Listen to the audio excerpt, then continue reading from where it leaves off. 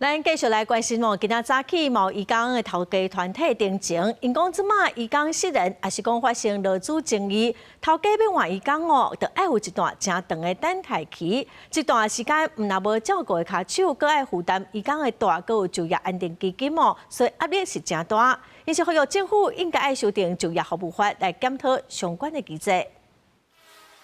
国内真侪家庭拢有请外籍劳工，因为有人替时势照顾厝里的时段，才通安心上班。不过，聘雇家庭有时若当着要换外籍看护的时，通常拢要等2-3个月才有新来替手。但小姐讲，这个空档期，互因一粒头两粒大。阮若是今仔甲因换掉，阮可能爱面对差不多2-3个月以上。像阮进前请一个，就是伊做无好，阮甲因换掉。阮的妈妈拢无人甲阮照顾，阮拢爱家己半时间转去顾。 伫劳动节即天，由家庭雇主组成的民团组织伫教育部头前，要求废除家庭类渔港保卫流程的空档期，嘛希望会当免纳就业安定费用。因为因遮需要外籍看护的家庭雇主毋是营利单位，无应该共款收费。伊嘛批评讲就业安定费，照理讲是用伫台湾劳工职业训练甲促进就业，毋过即马部分的钱，煞互政府用来安置甲遣返失踪的渔工，免缴就业安定费。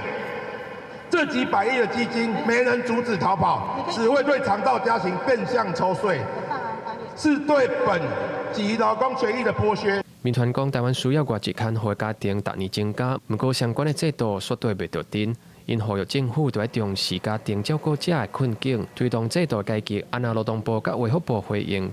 政府即马正在研议家庭渔工雇主支持方案，包括提悬休喘服务的天数，引进第三方调解劳资纠纷的机制，希望会当减少长照家庭的负担。记者吴正阳、王志刚台北报道。